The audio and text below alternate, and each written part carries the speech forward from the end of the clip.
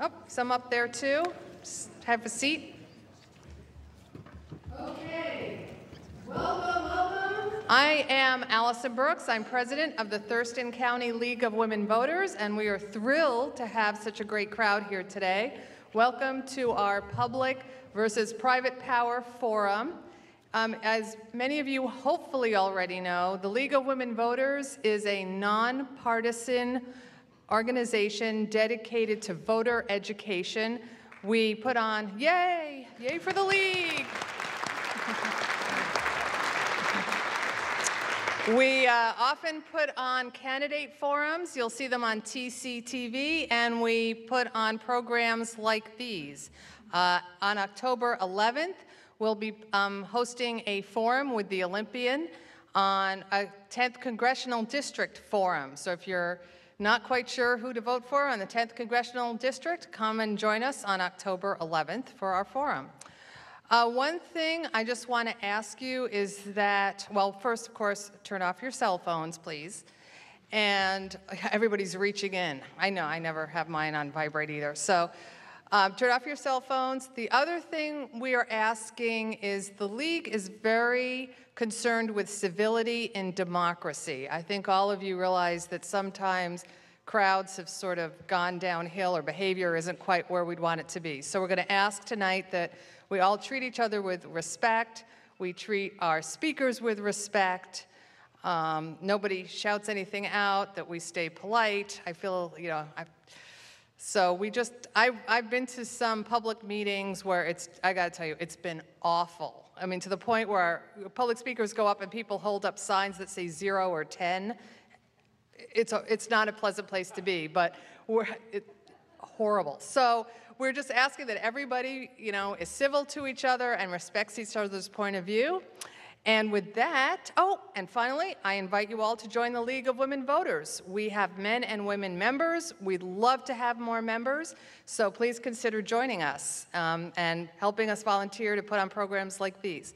All right, I'll move right into our program now. Our moderator tonight is Steve Lundeen. Yeah, there he is.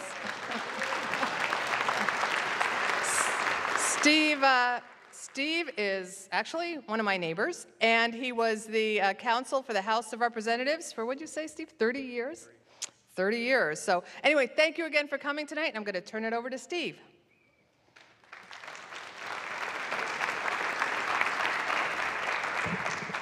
Thank you, and welcome, everybody. I hope we have a really good discussion tonight. I think this is a very important topic for the county.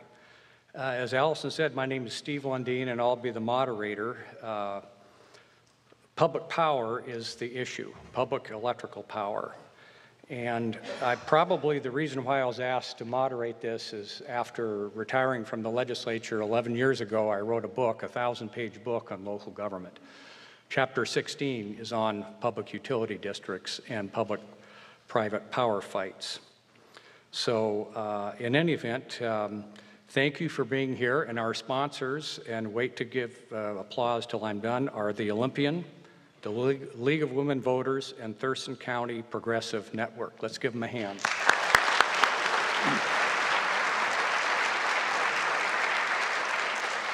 I want to give just a few minutes background about public utility districts and the public power, private power fights in this state.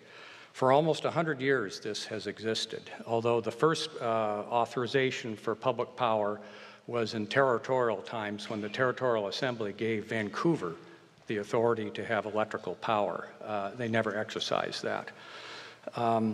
State voters approved a ballot proposition in 1930 authorizing the creation of public utility districts.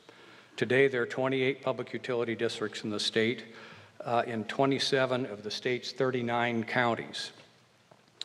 Almost all public utility districts are countywide, 2 are less than countywide. 23 provide electricity, some of those provide water. The others provide water and some provide sewer. There's one inactive public utility district. Thurston County PUD number 1 was authorized by the voters to be created in 1938. However, it really didn't have any functions until the 50s when it started providing water, municipal water. Public utility districts basically have three kinds of authorities. They can provide electricity, water, and sewer. Public utility districts are somewhat unique among local governments because two of their powers are restricted. They basically may only do those powers with express voter approval.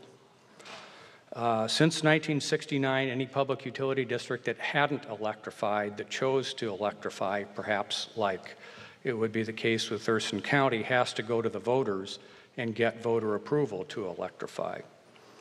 In addition, most public utility districts cannot provide sewer service unless the voters approve a ballot proposition. The only one they can do directly without an express voter approval is provide water. So you will face proposition number 1 at the November general election, and I'll read it to you. Shall Public Utility District Number 1 of Thurston County construct or acquire electrical facilities for the generation, transmission, or distribution of electric power? Yes or no? We have 4 highly qualified panelists tonight, and I'll read their bios for you. First, on my far left, your far right, is John Pierce. John is the chair of the Thurston Public Power Initiative, the all-volunteer effort that submitted over 15,000 signatures to put the Thurston County Proposition Number 1 on the ballot. John is a business consultant whose work takes him all over the United States and Canada. He lives in the Steamboat Island area, serves as a Democratic Precinct Committee officer, sits on the board of the Griffin Neighborhood Association, and is a former member of the Griffin Fire Department. Our second participant is Andy Wappler. Andy, and they're in order, so that would be the second person from your starting on the right. Mr. Wappler is Vice President of Corporate Affairs for Puget Sound Energy. Since joining PSE in 2008, Wappler has led communications and engaged the community and customers in dialogues on a variety of company initiatives, including energy efficiency, renewable energy development, and energy policy. Our third participant is Jim Lazar. Jim is an economist with an international consulting practice in electrical utility regulation, planning, and management. He's the author of several books and guides on electrical utility industry, including Electrical Utility Regulation in the United States, published last year by the Regulatory Assistance Project. Jim has assisted as a consultant in the formation of 3 new consumer-owned utilities, the Emerald PUD of Oregon in 1983, the Oregon Trail Electric Cooperative in 1987, and the Kauai Island Electrical Cooperative in 2002. I bet that was the most fun of those 3. As an Olympia resident since 1977, when he arrived to work at the legislature, Jim was appointed to a 5-month term vacancy on the Thurston County PUD in June and will serve there until a new commissioner takes office for a 6-year term after this election in November. The final speaker will be Ralph Monroe. As many of you know, Ralph Monroe served as our Secretary of State for 5 distinguished terms. His first state job was as a supply clerk in the basement of the Capitol building. A graduate of Western Washington University, he currently serves on their board of trustees. Secretary Monroe also serves on a number of local nonprofit and business boards, including Panorama Retirement Center and the Squaxin Island Museum. This fall, he was traveling to East Africa again on his 13th trip to volunteer immunizing children from preventable diseases.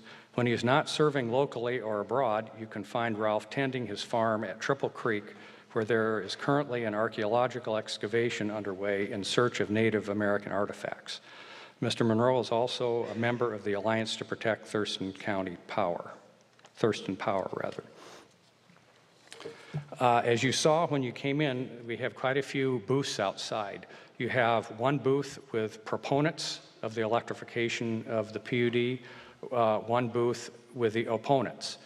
There's also a booth with the 2 different candidates for Public Utility Commissioner, Linda Osterman and Steve Fossum, and please talk to them afterwards and find out what their positions on different issues are.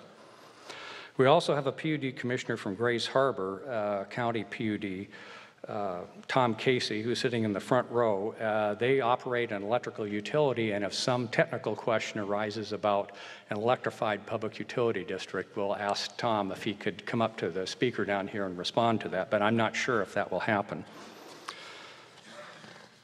The format of tonight's forum is the panelists will introduce themselves, and they will have 5 to 8 minutes with opening statements running in order of Pierce, Wappler, Lazar, and Monroe. But when we come to the question period, we'll ask for 1 to 2 minute responses. Hopefully they can keep to a 1 minute response. A responder may yield to another responder, and we want at least 2 responses to each question. And I will select the respondents, but they may choose to reject my selection of who I asked to respond to a question. Questions from the audience will be by written cards submitted, and I'll look at those and ask questions, or on the microphones down here at either end of the auditorium. And so we can get through as fast as possible. Even if you're going to ask a question verbally, you might want to write it down so it's much more succinct when you ask the question. And please ask a question and do not go on a monologue or a political speech. If appropriate, I'll ask follow-up questions to facilitate the dialogue. We have a timekeeper in the front row down here, Allison, and she will let the panelists know how much time they have left. You'll have a 60 seconds, 30 seconds, and stop provided. And the closing statements will be start about 8:20 or 8:30, and it'll be 2 minutes each in reverse order from what you started. So I want to start with 2 different questions, and the first one I'd ask either Jim Lazar or John Pierce to respond to this, and then have one of the other 2 panelists respond to their presentation. The Thurston County PUD is a relatively small operation limited to providing water. If the ballot proposition is approved by the voters, how will such a small operation be able to expand to an electric utility and distribute or generate electricity? Either one of you could start. I think I'll take that. I'm the PUD commissioner. I've been involved in the creation of 3 new public power utilities, and all of them received their financing in advance of their startup day, hired a general manager, hired an engineering staff, hired an operations staff, customer service staff, and the switchovers were all very, very smooth events. It does take a bit of startup. The feasibility study that was done for the PUD included startup funding as a part of that, knowing that those costs would be significant. Mr. Wappler? And I'll speak to a 4th public utility that is being formed in our area today, the Jefferson County Public Utility District. Similar in size to the Thurston County Public Utility District, about 3,000 customers, water customers, and voters there relied on a study by the same consultant now hired by the Thurston PUD, D. Hiddle and Associates. Before the election, D. Hiddle said it would cost $47 million. The Jefferson PUD has now borrowed $115 million. 4 years later, the Jefferson PUD can't tell the public what the rate is, but in their 2012 budget, it says we still hope to match PSC rates from the start. Also in the 2011 and 2012 budgets, they're saying they've had to raise property taxes. At the same time, 6 months out, I can read from the budget if you'd like, John. 6 months out, the Jefferson PUD has hired 1 part-time cashier. They expect to begin in March 2013. They have no plan today for energy efficiency. They have no staffing for their crews. They have 1 part-time employee, and they can't tell the public what the rate's going to be. Okay, thank you. Now I want to have your opening statements. I just wanted to have a quick question so I could get one in before anyone else. And so I ask if John Pierce could provide an opening statement of 5 to 8 minutes. John? Great. Good evening, everyone, and thank you for coming out tonight to hear about public power. My name is John Pierce. I'm a Thurston County resident for 14 years now, and as Steve said, I own a small business working with corporations across America, helping them increase their sales, customer service, and employee and client satisfaction. I'm here tonight to ask you to vote yes on Thurston County Proposition 1 to authorize the Thurston Public Power District to provide electricity to Thurston County. Fair rates, reliable service, community control, and the foundation for a new energy future. That's what public power offers. And PSE and their fake grassroots campaign have only one message for you, and that is fear. You're going to hear a lot of scary things tonight from the two Puget representatives here on stage with me. Now, you may be thinking, did he really say two Puget representatives? And yes, I did. Since the Alliance to Protect Thurston Power was formed last May and through August, Puget Sound Energy was their only contributor and gave them over $111,000. In addition, their private power company friends and lobbyists contributed $35,000 earlier this month for a grand total so far in just 4 months of $146,000. This is now the most ever spent on a Thurston County-wide campaign, and it's all to keep you afraid of having a say in your community and in your home. In the interest of full disclosure, Thurston Public Power Initiative has collected about $10,000 since the beginning from dozens of individuals, local businesses, and unions. The Alliance to Protect Puget Profits has not reported even $1 contributed by a human person. And look at the campaign signs around the county. Have you seen their signs in people's yards? Maybe 2 or 3, but over 99% of them are along public rights-of-way. Could that be because they really have no public support? You may be asking yourself why we need public power. We already have Puget Sound Energy, and my power doesn't go out all that much, except when it does. You probably didn't know that after last January's storm, Mason, Lewis, and Grays Harbor PUDs had 95% of their customers back up and powered within 24 hours. Puget will tell you it's because Thurston County got hit a lot harder than anywhere else, but last time I checked, nature doesn't do man-made boundary lines. Try telling the people in Centralia and Tacoma the storm was not huge. You may be wondering why we'd want to give what is now a water utility the ability to provide electricity, and it's a great question. When you turn on your faucet, what happens? Unless you're on a cistern or a well like I am, clean, clear, drinkable, safe water flows and flows and flows. When you turn on the light switch, what happens? The lights go on, except when they don't. Almost 15 years ago when I moved to Thurston County after living in a number of different places, and by the way, this is the last place I'm going to live, hopefully a bit longer than just tonight.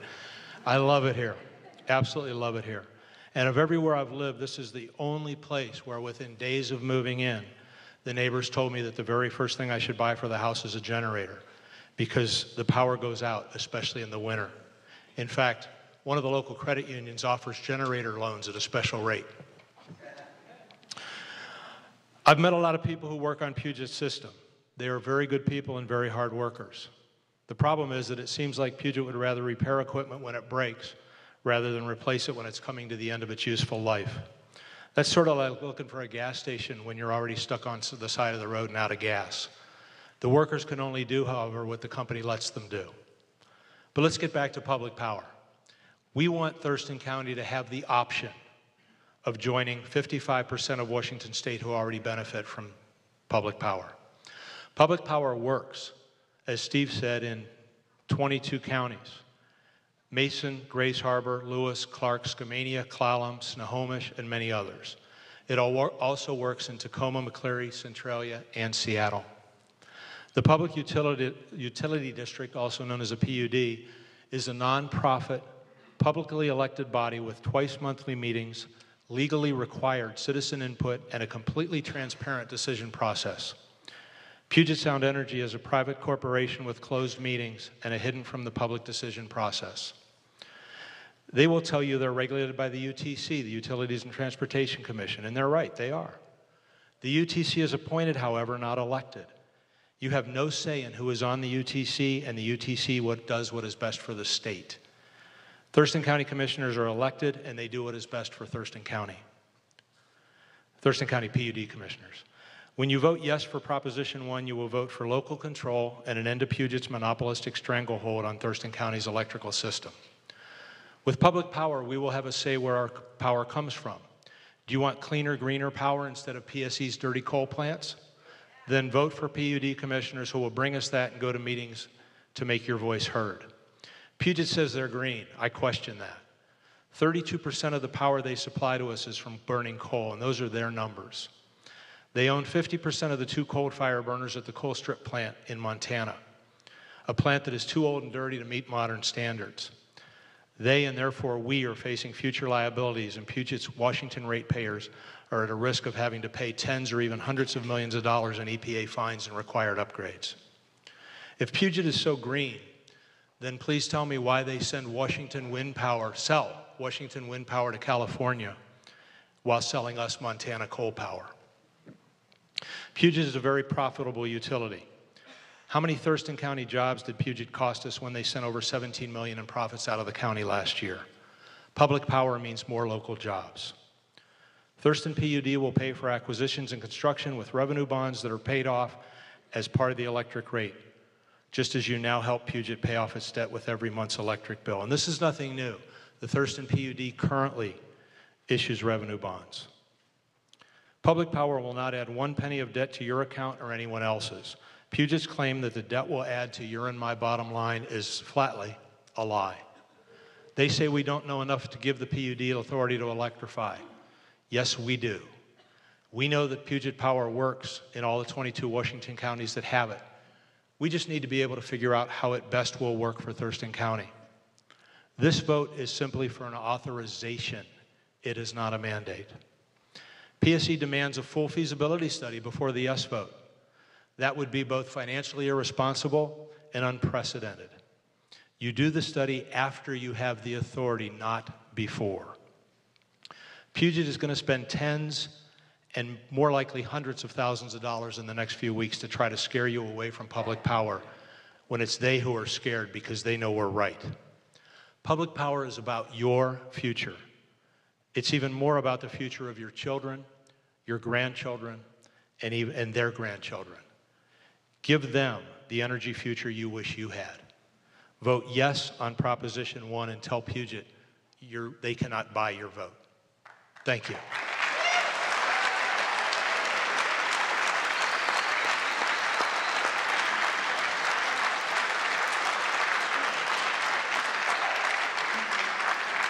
Mr. Whopper, you have 5 to 8 minutes to respond if you'd like. Can we get the stage monitor up a bit? Yeah, we can't. You can all hear what he's saying, but we can't understand it at all. It's mumble here.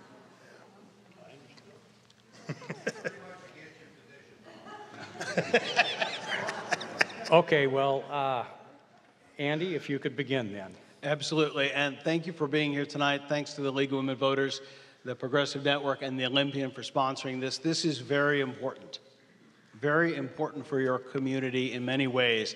And as John said, this could affect your children and grandchildren because you'll be paying off debt as they're growing up.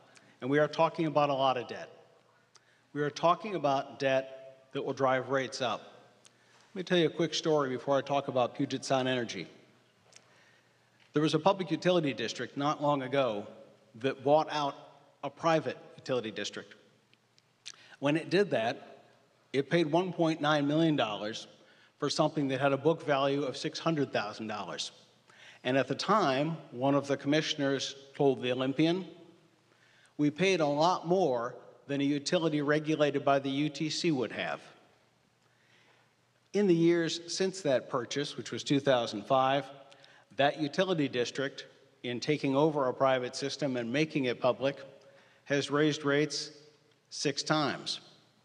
Those rates have gone up more than 60% since 2007. There is another 5.9% rate increase in that utility's 2013 budget.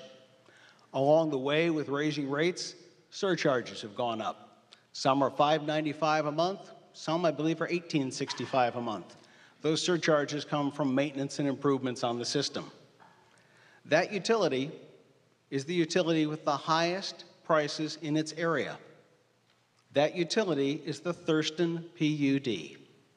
When the Thurston PUD began buying water systems in 2005, rates went through the roof. A 28% increase in October 2007 began it.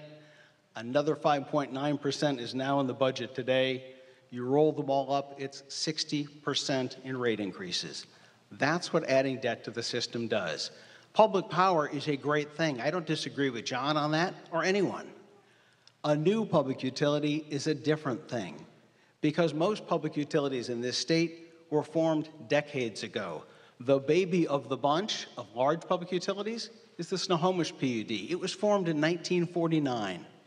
Comparing the rates with an existing PUD to a new PUD is like saying, my neighbor paid $50,000 for that house. Why are you asking me $200,000? Because your neighbor bought his house in 1955 and you have to pay in 2012. Let me talk for a moment, though, about what PSC is doing in Thurston County. We've been serving this area since 1884, longer than the Thurston PUD has been in existence. We're proud to do that. We have a service center here. It has been here since the 1950s. It's not hard to find, 2711 Pacific Avenue Southeast, although reading much of the material that John has been putting out says there isn't one. John says instead that our crews come from our service center in Renton. Two pieces of news. We have a service center in Olympia. We don't have one in Renton. It doesn't exist. If you can't check the facts on something so basic, how can you trust the more complicated facts? We've served this area since the 1880s. We have 92 people who report to work every day at our service center, 8,000 customers a month who come into our business office, and those folks work hard every day. They're working hard on projects now that you'll see in this area from Olympia to Yelm, Tumwater to Lacey, and down through Rochester to Nino and Little Rock. Over the last 5 years, our infrastructure investment in this county alone has been $80 million. In the next 5 years, $100 million in reliability projects planned for this area, from north to south and east to west across Thurston County. And yes, we know there was a big storm because we fought that storm from right here at the service center that doesn't exist, at the service center that's at 2711 Pacific Avenue Southeast. That service center was the base for our storm operations, and that service center is where we're able to bring in more than 120 utility crews, 600 people out in the field, led by people who work here every day. Some of those people are here today, and I'll be candid, I don't live in Thurston County. I can't vote in this election, but I'll tell you why I am here today. To stand up for those people and the work they do. I am proud to call them my friends and my coworkers, and they are proud to serve their community. Those people, unfortunately, in many cases have been called lazy, they've been called inept, they've been called some tough things in this campaign, and yet those are folks who are out doing very tough, very dangerous work day after day. Work that is dangerous on a beautiful day like today, let alone in the heaviest snow in 40 years. And I will disagree with John on another point. This winter storm was dramatically different in King, Pierce, and Thurston counties. Check the National Weather Service. They know about this kind of thing. They issued in January the first ever ice storm warning issued for the Puget Sound area, ever. It was a historic weather event, and it didn't extend down to the South Coast. Yes, the storm did, the snow, but not the ice. And you can look it up at the National Weather Service. I did. I would have encouraged others to do the same. We are also committed to the future in energy. And yes, we know we have customers who are here tonight who have strong views about coal, and I welcome them. We know the end point for coal is soon. We know coal is a dead end, but so is federal hydro. There is no more excess federal hydro in the system. John was at the same meeting I was on February 14th of this year when two officials from the BPA said that, quote, there's no excess federal hydro. And it's true. We're not building more dams in our region. In fact, we just hit the 1-year anniversary of taking out the Elwha, and other dams may follow it. We're certainly not going to build new dams in the future, but we're all probably going to use more electricity as our area grows, even with energy efficiency. And we take energy efficiency seriously. The Thurston PUD's energy budget is $2,000. Our energy efficiency budget in Thurston County, $15 million over the last 5 years. And our energy efficiency efforts were dismissed by former Commissioner Paul Pickett as coupons for a few light bulbs. It's been 11 million light bulbs, Paul, and 8,000 energy efficiency grants here in Thurston County. So when it comes to the future, look who's building it. It's not the PUDs. We have 4 times as much operating wind power in Washington as every PUD combined. 32% of the state's installed operating wind capacity is Puget Sound energy. And yes, folks in California helped us pay for it, so it's cheaper for you. And as our state's renewable energy standards kick into gear, we're going to meet those standards at a lower cost because nice people in California helped get those windmills built in Washington. And as public utilities around the area have canceled projects like Radar Ridge, canceling their first wind project, we built our third in Washington state. So I'm proud to be with this company. We are proud to serve this community. We intend to serve this community. And ask yourself, you know about us, the rest is campaign promises. That's not a choice, that's a gamble.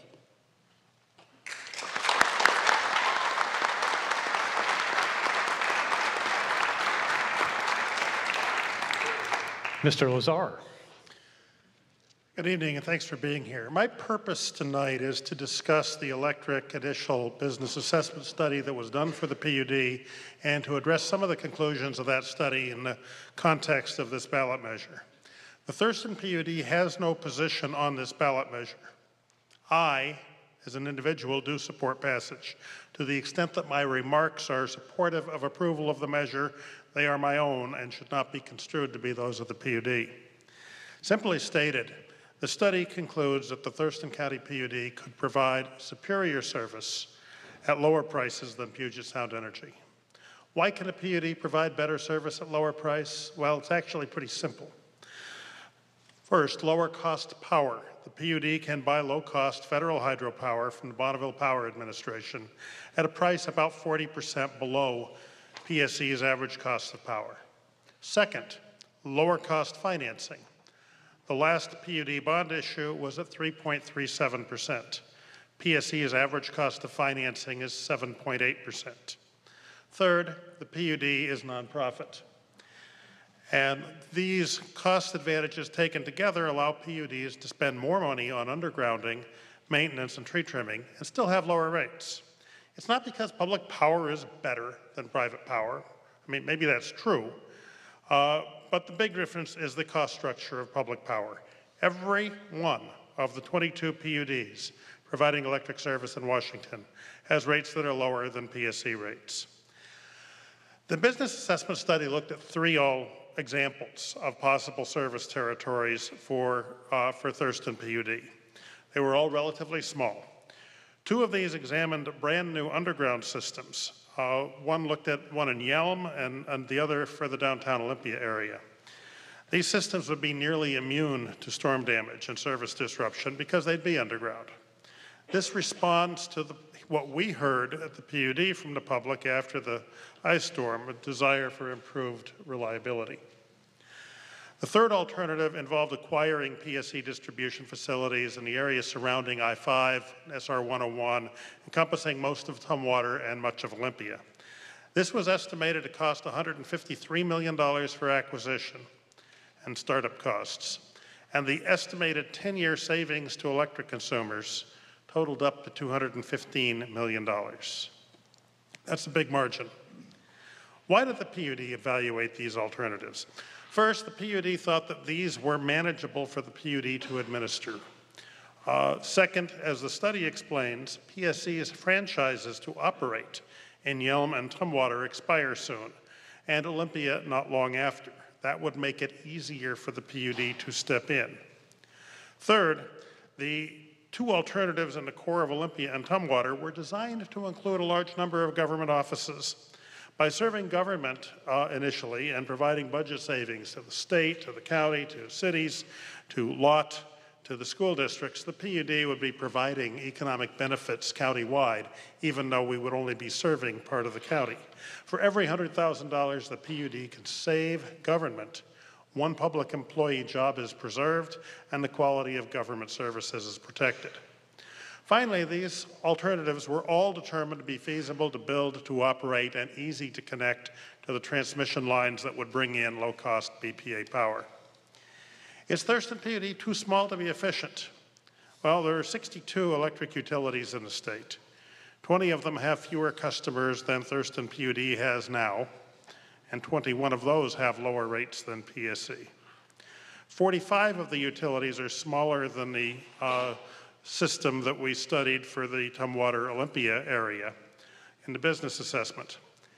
Every one of the PUDs, including tiny ones like Wakayakum, Kittitas, and Skamania, provide good service at lower rates than PSC. The economies of scale really start to run out in this industry at about 25,000 customers. Customer service quality often declines when utilities serve a multi-county geographic area. The two best utilities I've worked with in my 30-plus year career as a consultant to utilities and regulators in terms of customer service and service quality were Salem Electric and Emerald PUD, both in Oregon. Both were under 15,000 customers when I worked with them. And both have rates far lower than PSC. Is it really feasible to start a new electric utility? Unquestionably, yes. The most recent new public utility in the Northwest, the city of Hermiston, Oregon, was formed about 10 years ago. It serves about 5,000 customers. It has residential rates about 35% lower than those charged by PSC. Now, Andy talked a little bit about Jefferson PUD. They're another water providing utility that will begin providing electric service in the first part of 2013. Voters in Jefferson County approved a ballot measure, very similar to the one that's on the Thurston County ballot a few years ago. Jefferson is paying a big premium above the assessed value of PSC's property in Jefferson County. In my more than 3 decades in the industry, that premium is unprecedented.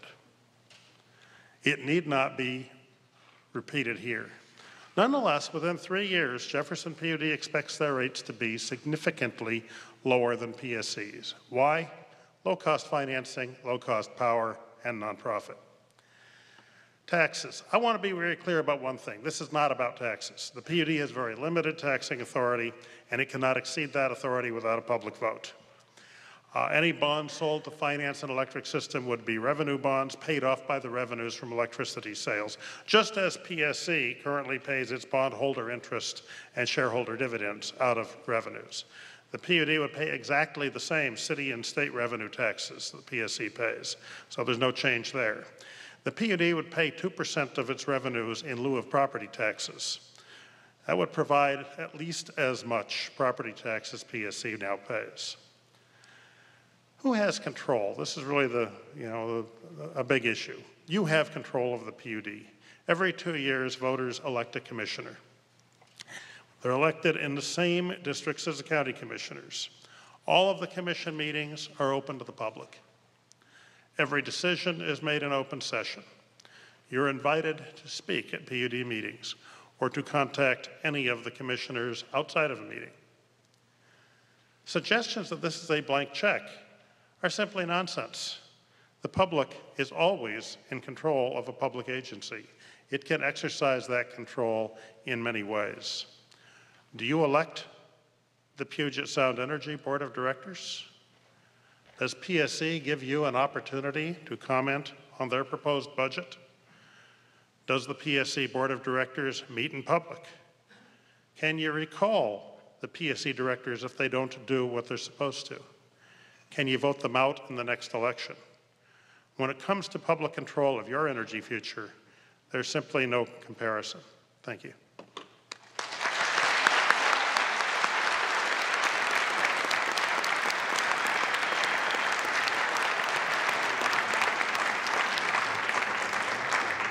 Mr. Monroe?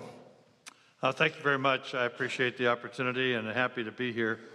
I want to point out to the audience, I think all of us at the table have good friends on both sides of this issue. There's no ill feelings or animosities. I've known Jim for 100 years. Yeah, 40 years at least. So I don't know John, but I've known Jim a long time. I believe that there are some very good reasons why I oppose this measure and ask the citizens of this county to vote no, and I'll go through those reasons with you. Reason number one is the ballot measure itself.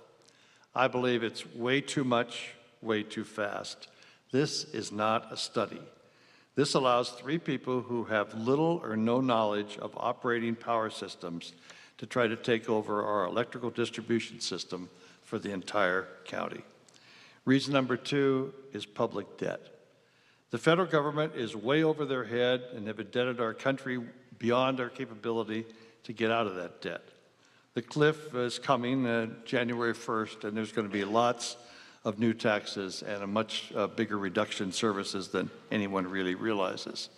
State government is still trying to dig out of debt, and if you don't believe that, take a look at the most recent numbers of this past week. And our towns and cities are struggling.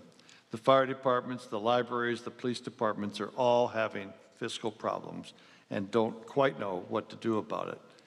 And along comes this group with no experience, no staff that really knows electrical, no money, and they have about $99,000 in the bank.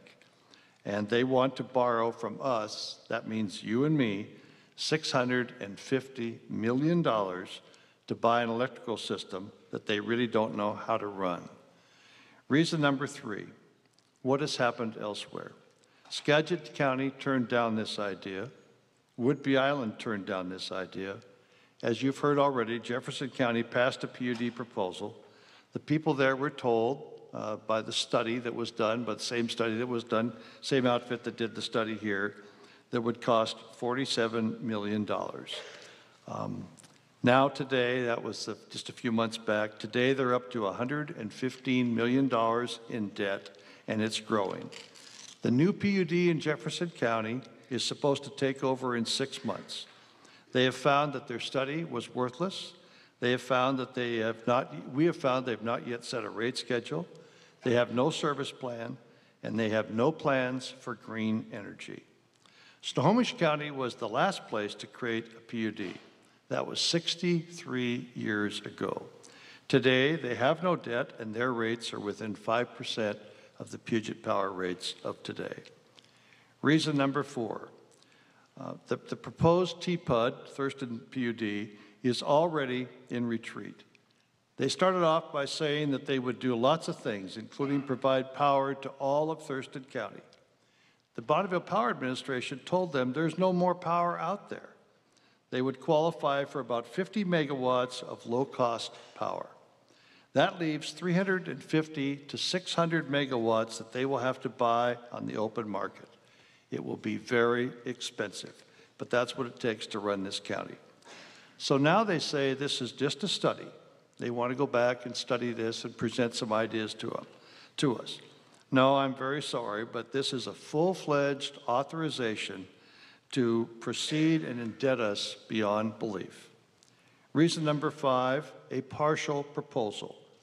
Now the new TPUD group says that they only want to implement providing electrical power to downtown Olympia, downtown Yelm, and the I-5 corridor strip. My friends, that's what we used to call scraping the cream off the top of the milk bottle. Downtown Olympia, no big trees, few outages, not nearly as subject to wild storms. Downtown Yelm, same deal. I-5 corridor, not quite the same, but pretty close. It's wonderful to eat the center out of the watermelon, but you'll notice they don't want Puget Beach. They don't want Steamboat Island. They don't want Sunset Beach. They don't want those long county roads that follow the shoreline where limbs and trees are constantly a problem. Reason number 6, their new modified plan, the Olympia Core, the Yelm Core, the I-5 Strip, has fewer than 25,000 customers. Count them up for yourself. Remember, Initiative 937 was an overwhelming vote in this community. By 2020, utilities with over 25,000 customers have to provide 15% of their power from alternative sources. TPUD won't have to do that. You will all be on hydro or coal. Puget Power has built 4 times as much wind power as all the PUDs in this state put together. Reason number 7, there is no oversight.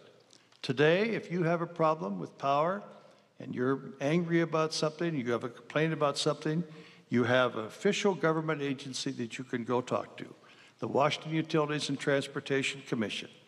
They have public hearings, they have public records, and they have opportunities for citizens, and they take them very seriously, and they go after people who violate. Please remember that PUDs do not have to report to the WUTC. They have no oversight. They say, well, you can come and talk to our 3 commissioners. I'm sorry, my friends, but that is not oversight. Reason number 8, non-payment of bills. The PUDs, the private power system, if there's a non-payment of bill, and don't believe that Puget Power cuts more people off than public power. If you saw the headlines in the Seattle Times a week ago about Snohomish County Power, you'd know all about those details. The private power companies have no ability to put a lien on your property.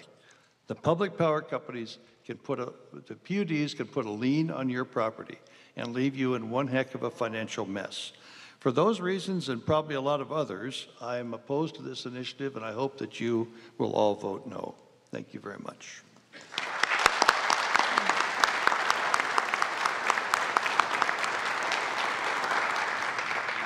Now we'll come to the question and answer part, and I don't have any cards yet, so I guess it'll all be verbally with the microphones on either end of the stage down here. And please address your comment to one of the four panelists, or just ask anyone to respond. I'll try and get at least two responders to respond to the question, and I'd like their responses to be between 1 and 2 minutes per question.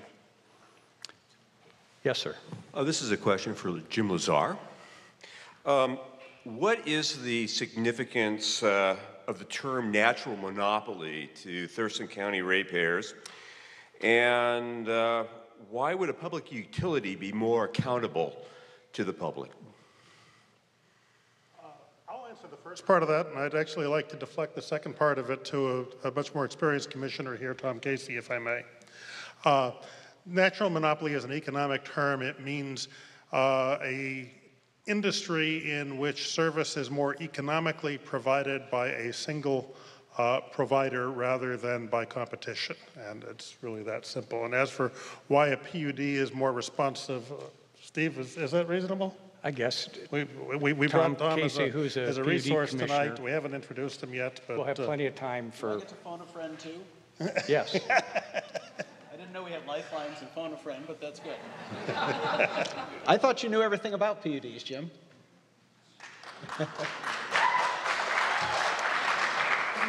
Okay, Tom. Let's see, why are we more accountable? First of all, let's make it clear. My role here tonight is not to be a proponent or an opponent, but to be your neighbor and let you know what we do across the border and what we've been doing for the last 72, 73 years, owning and operating our own system. Accountability? Boy, I think we got an email the other day from our public information officer saying Mrs. Foster had called and was upset about something and had received this personal letter back explaining the problem. And at the meeting, I think we asked, how's Mrs. Foster doing? At our open meetings, we operate under the Open Meetings Act, and anyone is allowed to come in, and I can assure you, sitting on that board for 30 years, that anytime someone comes in and asks a question, they get the answer right there, and it's the answer from the authority. Our board's there, our general manager's there, and oftentimes the commissioners look right to our operations people, our general manager, and say, can we fix this? And they say, yeah, we can fix this, and it's taken care of. Boom. There's no forms to fill out. Okay, I'll give 3 minutes to Mr. Waffler, Mr. Monroe, or both. Let me just say that I do find it ironic that we're talking about accountability, sitting with someone who was never elected and is never going to sit for election. Second, he got as many votes for PUD commissioner as I did. That's the fact. Second, in terms of openness, it's commendable to hear what Commissioner Casey is talking about, but frankly, the record at TPUD may be a little different. And I'll just cite one piece from the minutes here in May. There was a 2-hour special workshop held on the early beginnings of the Hiddle study.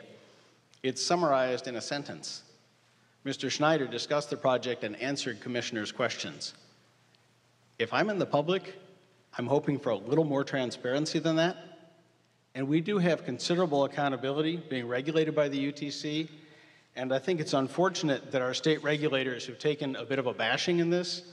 John's website referred to the UTC. It says, PSE is only regulated by the Washington Utilities and Transportation Commission, i.e.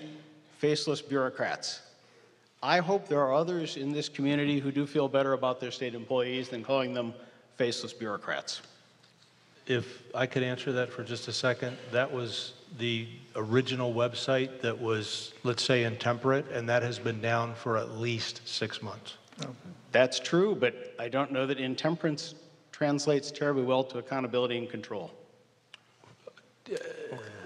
Okay, did you have a question down here? First, I'd like to say that I'm a little confused after the comments, and I confess to having a hearing loss. It looked like a couple of you were reading from scripts, and if it would be possible to get those. I know once it's aired on television, there won't be any captioning to help those of us who couldn't understand.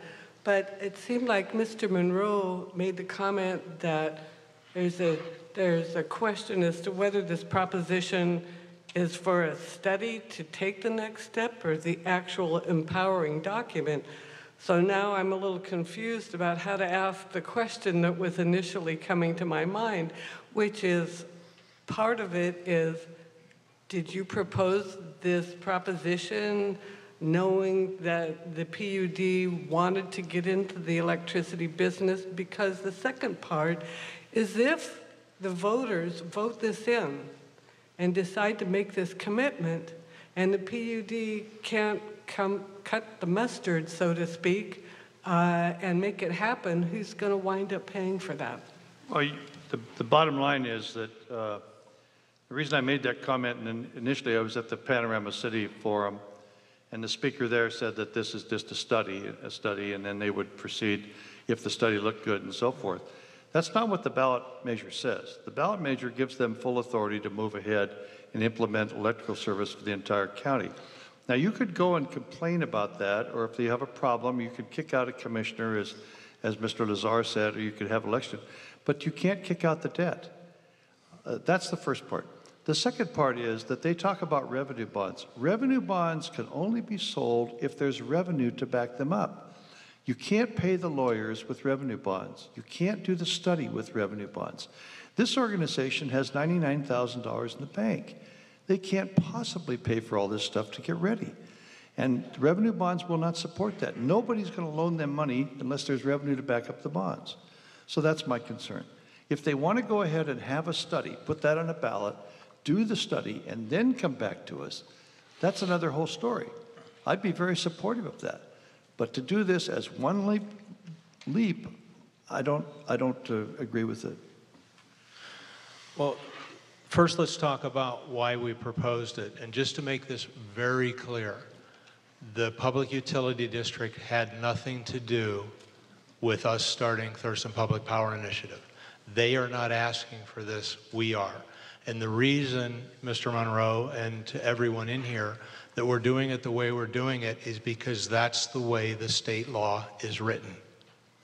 The state law is written that we do it this way. There's no other way to do it. So that's not the case. No, that's not true. You can do a study. You did a study already before the vote. You have done a study. You have paid $30,000 in taxpayer money before there was a vote. This vote has two verbs in it, construct or acquire. There is no verb in it that says study. There is no verb in it that says look into. There is no verb that says we're going to think about it. And it's very interesting. In the study that was paid for by Thurston County taxpayers, $30,000, there is identical language to the same study paid for by Jefferson County taxpayers with $30,000. The same sentence appears in both reports. That sentence says, well, I can eventually get to finish what I was saying. It says, there will be many decision points between now and such a potential day of service. In that time, there could be changes in economic or technical factors that could cause the district to decide not to pursue providing electric power. Same sentence in both reports. Here's what was in the Peninsula Daily News 2 weeks after the election. Hiddle says, Jefferson PUD urged to move quickly. Sooner or later, that's what's important. The same idea of it's just a study was floated in Jefferson County. And no one in Jefferson County was ever asked for another vote after the price doubled and the savings went away. No one was ever asked for that second vote. If I could finish the statement that you interrupted, please. Please do. Thank you. The law is what the law is. That's the only way this can be done. To the woman, and as I said earlier, if we're hearing about $30,000 of taxpayer money that was spent already, and that's a problem with Mr. Wappler apparently, I can only imagine the fit that he and PSE would be throwing if they did the full study. We have no problem with doing May a I study. finish what I'm saying, please? We have no problem doing a study. You've already done one. Okay, why don't we, John, you finish, and This then is supposed Mr. to be Wappler. civil, Andy, and I let you finish.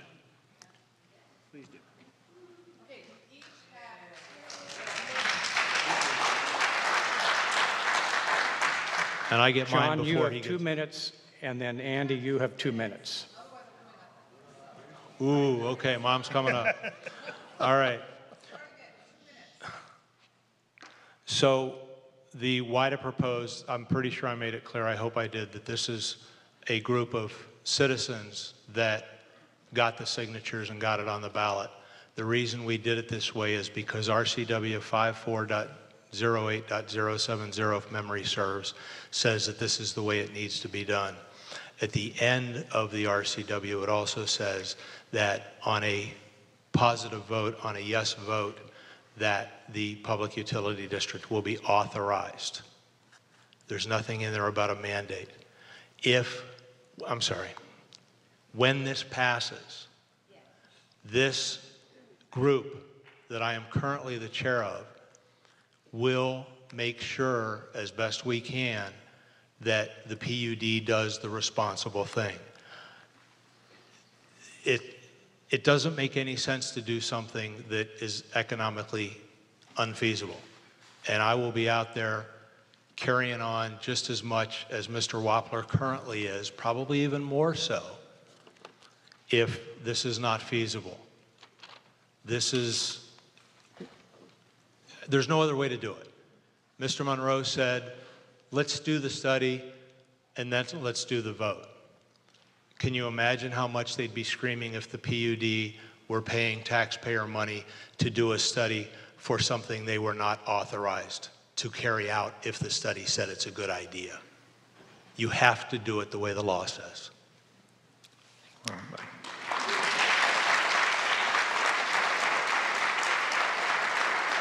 Mr. Wappler, you have 2 minutes. I've already interrupted John enough, so I'll just say that's not what the law says. The law says what's on your ballot, which is construct or acquire. And if the law said you couldn't do a study first, why was a study already done? A study has been done. A thorough study could have and should have been done. That would be the responsible thing for taxpayers. And you'd be okay with that? Yes, I would. I think I would be okay with it because then those customers that have been very good to us for 100 years would not be jeopardized the way they are today. John, let him finish. No, that's equal.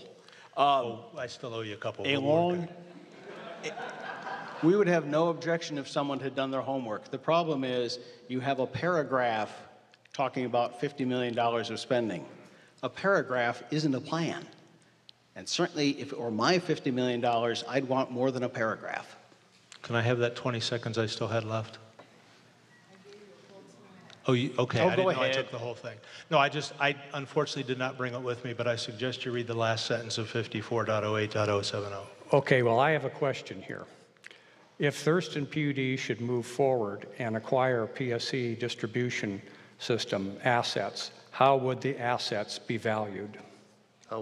If the PUD would move forward, if the vote is approved and the PUD moves forward to acquire some or all of PSE's assets in Thurston County, how would the assets be valued? There are two ways to acquire PSE's assets. One is the way Jefferson did it, negotiating with PSE and reaching a valuation that they agreed on. The other is a court-supervised process in which a jury ultimately makes that decision. In the first approach, And what happened in Jefferson, I remain astounded that Jefferson agreed to pay what they paid. But they made that as a business decision because they had arranged for about a 4% interest rate on their loan, and they thought they could get a smooth transition, move faster, avoid acrimony, retain a lot of the PSC employees in the area, and they made a business decision to go ahead. The court-supervised approach, there's two pieces of information that the law requires be given to the jury.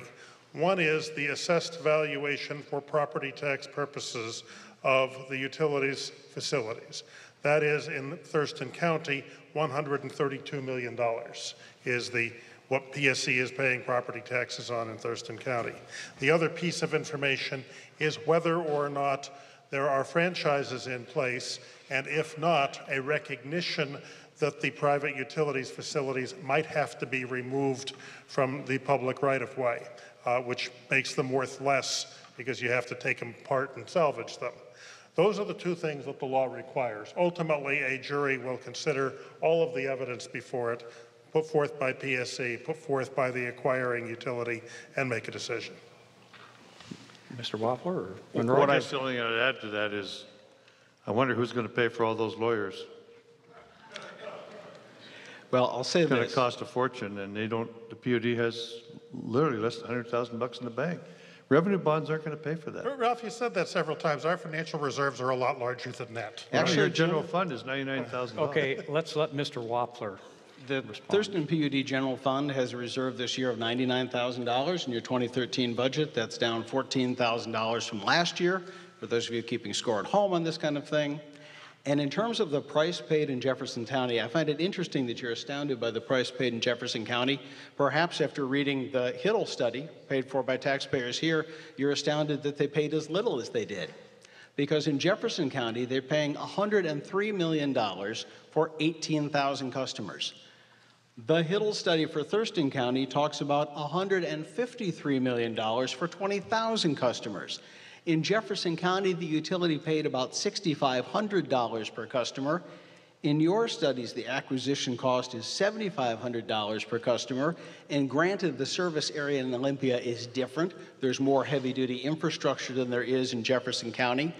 But in fact, the cost per customer in every single scenario in your study is higher than the cost per customer in Jefferson County.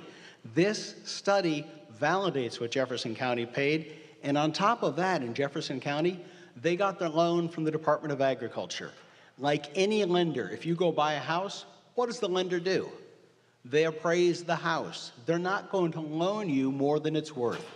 The USDA looked at Jefferson's business plan, looked at how much they paid, and recently in the Port Townsend Leader newspaper, Commissioner Barney Burke was quoted as saying, "We appreciate the scrutiny they gave our business plan."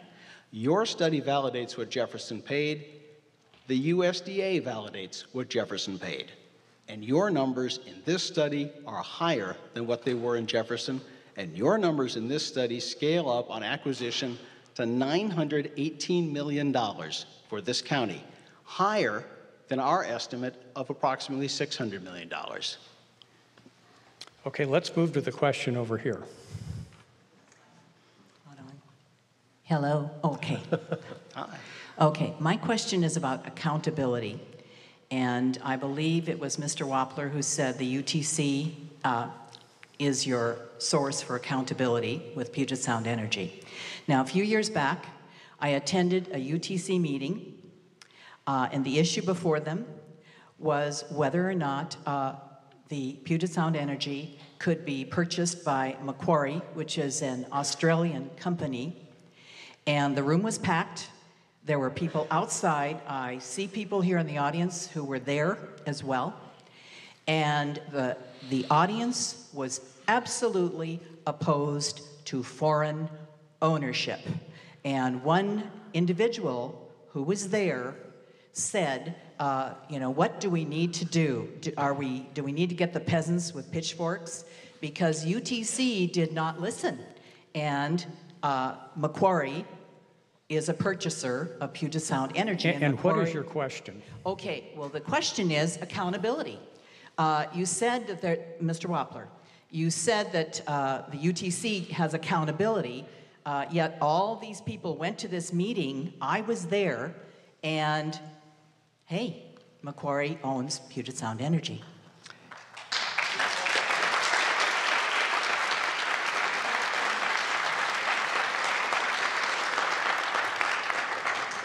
In point of fact, they actually don't. We are primarily and majority owned by Canadian pension funds. Canada has largely privatized its social security system. We are owned by the Canada Pension Plan Investment Board. We are owned by the Alberta Investment Management Corporation. We are owned by the BC Investment Management Corporation, and all three of those pension funds are the majority owners. Yes, the Macquarie Financial Group organized infrastructure funds. They are investors. They are the minority investors in the company. But frankly, all of that probably doesn't matter a whole lot. What matters is what they are doing here in Thurston County. And I talked about the investments they're making. They took ownership of Puget Sound Energy in February 2009, in the worst recession we have seen since the 20s. And what have they done since then? They've kept our crews. They've kept our service center open. They've continued to invest in reliability projects. They've continued energy efficiency. And we built the largest wind project built in the last 3 years in the Northwest. I think that's pretty good ownership. Let me also say, if you are doing this, if you are supportive of this initiative because you don't like the idea of foreign investment, stop and think for a moment. Where's the money going to come from for $150 million, $500 million, $1 billion? It's probably not going to come from right here in Thurston County. It's going to come from global financial markets. And for those who don't like the idea that we have an allowed rate of return, your bondholders will have an absolute guaranteed rate of return. And we saw that dramatically a generation ago in this area with Whoops, the largest public bond default in U.S. history. And that happened because those bondholders have a guaranteed rate of return. So if your motivation to be behind this is to escape international finance, that's hard to do if you're borrowing a lot of money. But look at what our owners have done the last 3 years. I'm just going to take the first section of it and give the rest of it to Jim. Even in a recession, if people aren't paying their mortgage payments, they're paying their power bill. So there's no doubt that Puget has money. I would like to give some of the time back to Mr. Wappler. Actually, I don't know how to do this, but he didn't answer the question. So I'd really like to hear the answer to the accountability. Can we get the question answered? You certainly can. Let me just ask Steve a question, if I may. He did a real good job on not answering the question, but we'd still like to be able to respond to what he did say. Is that possible, and to get him to answer the question, or is that asking too much? I'll give Mr. Wappler a minute, then I'll give Jim a minute afterward. Do you have more to say, Mr. Wappler? We have a tough regulator. We really do. They're a team of professionals that largely live in this community. They are economists and lawyers and experts. They are a tough regulator. I've worked as an expert witness before the Utilities and Transportation Commission beginning in the late 1970s, and quit doing expert witnessing work about 5 years ago. It was a little stressful for an old guy. During that time, the commission was faced with merger proposals and acquisition proposals involving phone company. It went from Pacific Northwest Bell to US West to Quest to whatever it is now, CenturyLink. I've lost track, Jim. Yep. Pacific Power merged with Utah Power. Pacific and Utah Power got acquired by somebody else, and they didn't like it, and they sold it to a different company. I've not yet seen the commission turn down a merger or acquisition proposal in the energy industry. They allowed Cascade Natural Gas to be purchased. They allowed Puget and Washington Natural, who were natural competitors, to merge. The UTC does some things very well, but when it comes to considering the public interest on mergers and acquisitions, I've been a little underwhelmed by their performance. Okay, thank you. How about a question down here? Whether voters are for or against the PUD initiative, I think everybody wants to know, and it may inform their vote, about what Puget Sound Energy is going to do about their extraordinary investment in dirty coal. You said that we know that coal is dead, but Puget currently plans to keep their dirty coal plant open until 2035 or 2045. EPA has identified Puget Sound, they're the biggest owner of the largest plant in the West. EPA says it's the biggest greenhouse gas polluter in the West. And here's the question. You're now facing potentially or likely hundreds of millions of dollars to prop up this dirty old coal plant. Is Puget going to be propping up dirty old coal, or are they going to be investing in clean energy in Washington?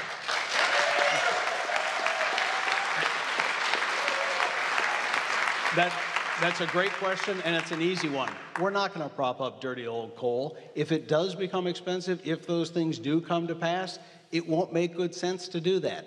The reason we built Hopkins Ridge, our first wind plant, it's near Walla Walla, and they have excellent wind and wine tours if you like to go out that way. The reason we built that plant, and we built it before 937 passed. We built our first wind plant in 2005. 937 passed in 2006. Our second plant, Wild Horse, near Ellensburg, opened in December 2006. So both built before that law. There's a simple reason we built those plants. They're economical. They work. I do a lot of speaking to different groups, and one of the things I have to do is to frankly take the green out of wind power for a lot of people who are skeptical of it. And I tell them, here's the dirty secret about wind power. It works, and it's economical. So yes, we will move forward. And we are moving forward at a faster pace than any utility in this region. But we also understand people are concerned about their bill. So some of that tempers the pace. But yes, if those kinds of costs come, that's completely changing the picture. But we know where the wind power is going. We've built more of it than anybody. We have the most experience running it of anybody. That is clearly our future. Our future, though, is not depending on federal dams that were built before World War II and will never be rebuilt again. Mr. Wappler said a little earlier tonight that PSC has built 32% of the wind power in the state. Well, that's good because they serve about 32% of the population in the state. So they're doing their share, and that's good. But this is a company that was asked in the last rate proceeding to set a date when it would close down the Colstrip coal plant. It refused to do so. Instead, they doubled down on dirty coal. They just signed a contract with a Canadian-owned coal producer for another 380 megawatts of coal power to go into the next decade. If the PUD provided electric service, the PUD would be subject to a law that PSC is not subject to. That is the part of Initiative 394 passed by the voters in 1981, RCW 8052-080, requires public agencies to give priority to conservation and renewable resources when financing energy projects. There is no equivalent law for the private utilities. Both private and public utilities are subject to the provisions of Initiative 937, and if the PUD starts up, as soon as it grows to 25,000 customers, which I expect would be relatively quickly, it would be equally subject to Initiative 937. But there is no similar law to the prioritization that's imposed on public agencies to give priority first to conservation and second to renewables. So be ready for a rate increase. Okay, now we have probably 10 people signed up or standing up for questions, and I have 3 questions here. We're going to stop this thing for the questions at 8:20, which is now. Let's go 10 more minutes, and I'll ask this woman over here to ask you a question, and then you can have your 2-minute summaries.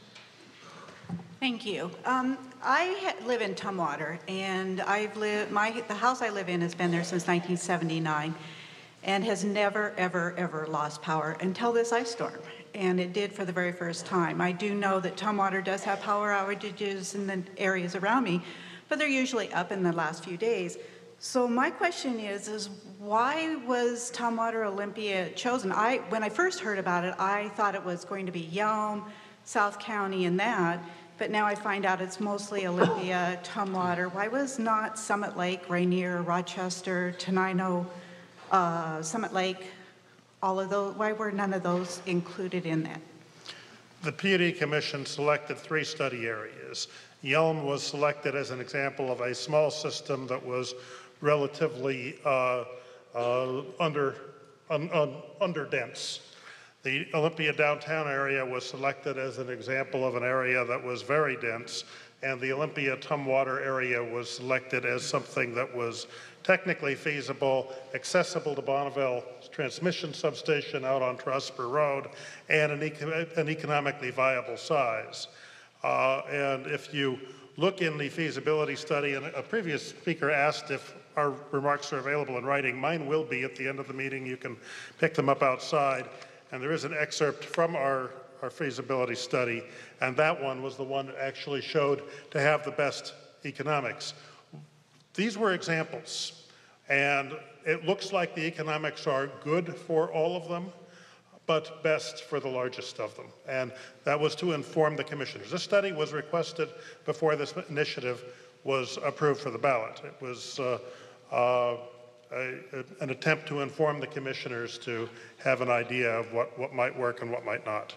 And I would argue that they've chosen the areas where the power seldom goes out for a lot of reasons. And it's going to be easy to do that. And all the rest of us out in the boondocks are going to be stuck.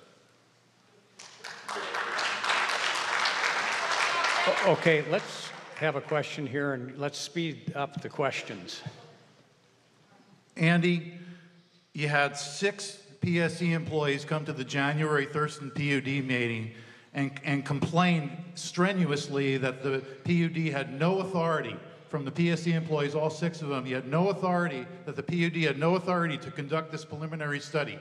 Then the study was delayed for 3 months because of those anecdotes, because of your actions.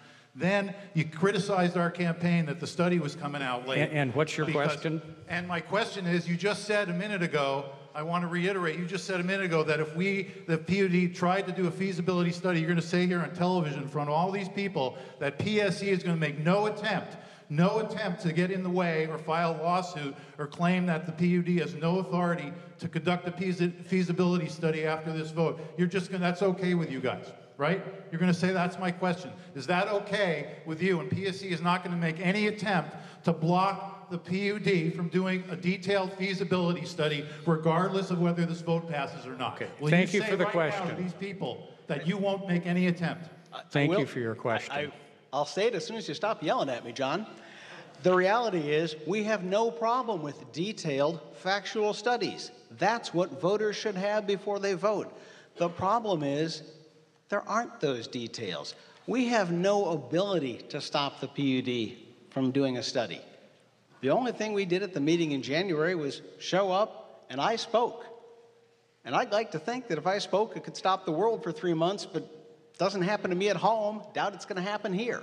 The fact is we have no ability to stop the study, and voters here deserve a detailed study with facts, not campaign promises. You can't make a choice when you don't have hard information, and you don't have it today. Jim talked about we might do this, we might do that, we might do this. All that means as a voter is you don't know what they're going to do. They're asking you to put a check mark next to yes, but all they're giving you is a question mark. It doesn't seem fair to ask for your check mark when they're giving you a question mark. And 3 plans is no plan at all. I need to, when we're done, Andy, I need to take lessons from you on how to not answer a question.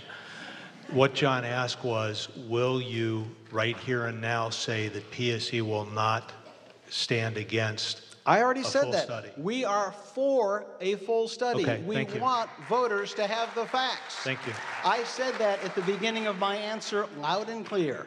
What we are against is vapor and campaign promises. Okay, I think we've got that question answered. So I'll give the last question that was handed to me as basically for Jim Lazar. It said you gave lots of statistics and facts in your opening statement.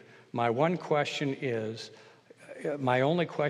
money to be considered the deciding factor in the debate, or do the opinions of the people matter as well? I presume that's the debate over whether the PUD should be electrified. I think that you should make a decision based on your financial self-interest, your personal self-interest, your political self-interest, and your sense of community. A PUD gives you some things that a private utility just doesn't give you. Complete access to the people who make the decision. A public process. You know, Andy read from the PUD's minutes. Where do I get the PSC Board of Director minutes? They're not available to me. That kind of accountability is difficult to compare. Public agencies operate in public. The money is important. Now, if in fact the PUD were to save as much as the feasibility study indicates, on the order of $20 million a year, that's about 200 public sector jobs saved in this community, if that money stays in the community. That's pretty important. I'd urge you to ask your neighbors and friends who live in Mason County, who live in Lewis County, who live in Grays Harbor County, who are served by public utility districts, how responsive their utility is, how they're able to interact, whether they have confidence and respect for those organizations. I think you'll find out that people really like their PUDs. We learned that in the Initiative 394 campaign when we ran the campaign against whoops in 1981. The voters really liked them. But, you know, while public utilities started 5 nuclear plants, so did Puget. Puget started 5 nuclear plants. 2 at Skagit, 2 at Pebble Springs, and they owned a piece of Whoops 3. They didn't finish any of them. Mr. Waffler? I would just ask that everyone think very carefully about what's ahead and really try to find some hard facts. This isn't about authorizing a study. A study could be done. A study probably should be done that has the details. Instead, think hard about the facts and the risks ahead, and consider that in Jefferson County, folks voted 4 years ago, and they still don't know how many people are going to work there, what the rate's going to be, what's going to happen with energy efficiency. They don't know any of these things, and the utility is 6 months away from starting. This isn't about doing a study. This is about moving ahead. And I hope as you do move ahead, you think carefully about the facts, carefully about the risks, and really consider, of all the things that you want to do in the community, is this the thing you want to spend that kind of money on right now? Okay, now, sorry for cutting people off with the questions, but we were supposedly going to finish this 10 minutes ago. And maybe if some of you could, I'll get you the final statements, 2-minute statements in a second. Possibly some of you could stay around afterward and respond to some of the questions, because there are 5 or 6 people there and 5 or 6 people over there that have questions they would like to ask. So now let's do this in reverse order, your closing statement, and we went before John, Andy, Jim, and Ralph. So let's start with Ralph and then move to Jim, then Andy, then John. I guess all I'd say in closing is thank you all for coming. I know it's a great deal of interest on a nice night like this to get you to come inside and listen to us. But you're very, very nice to come. My concern is, as I stated earlier, and secondly, you know, a lot of people call me about different issues here in the county. And I've never had anybody tell me they thought their property taxes were too low. And I'm pretty convinced that this is going to make our property taxes go higher. So that's my concern, in addition to the other things I stated. Jim? Well, this vote is about giving the PUD authority to acquire and to operate electric systems. It doesn't require the PUD to do so. I think the PUD has made it clear that it would do extensive analysis before moving ahead. The preliminary study is categorized as just that. Cities have had this authority. You know, the city of Olympia has had this authority for 100 years and chosen not to exercise it. I don't know that there's any reason to think that the PUD would act irrationally. It's not a vote to move forward. It's a vote to give the PUD authority, to give a PUD that you control, that you elect, that is accountable to you, that is open to you, and is responsive to you, authority to do something for you. And that's all this is. You know, the bottom line here is really kind of simple. If you could refinance your mortgage down from 8% to 4 or 5%, would you want to think pretty hard about that?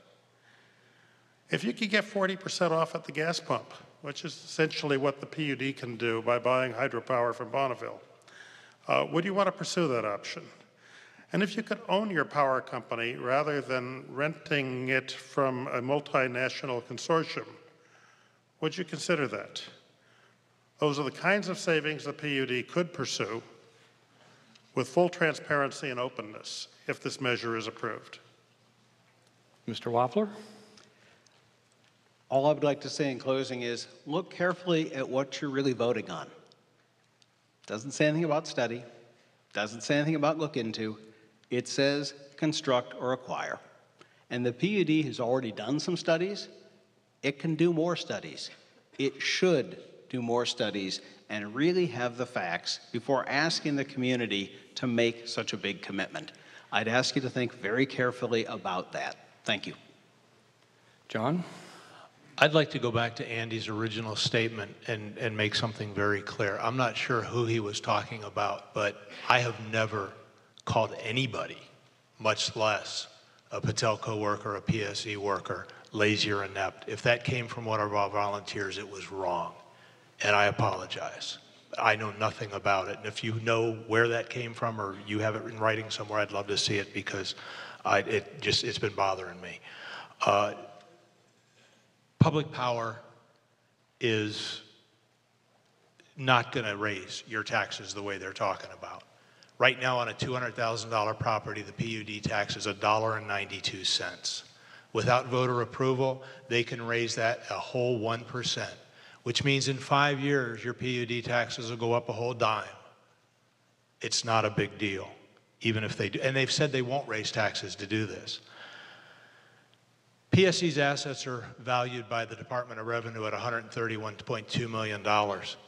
If you think that their estimate of $650, $1 billion, or $1 gazillion is accurate, then I think we need to talk to PSE about correcting the Department of Revenue's assessment so that so that we get the tax money on the assessed value that the school children and the firefighters should have. And only PSE has ever talked about doing the whole county. Thurston Public Power Initiative, you know, we were talking about maybe they could do this, maybe they could do that. We're not the PUD. PSE needs the whole county to talk about because those are the big, scary numbers. The PUD is answerable to the people. PSE is answerable to its owners.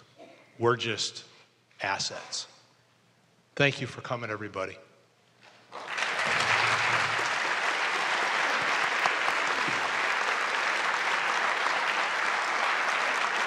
Okay, I want to thank the audience for coming here and being relatively well. I want to thank the audience for coming tonight and being relatively well behaved.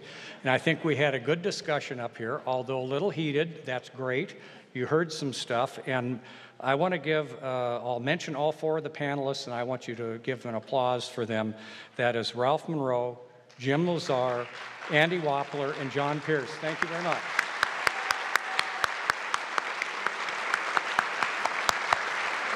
And then I want to thank the sponsors, which is the League of Women Voters, TC ProNet, and the Olympian for sponsoring this.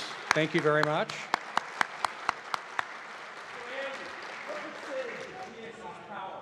Wait a minute. Let's ask questions afterward if we're going to.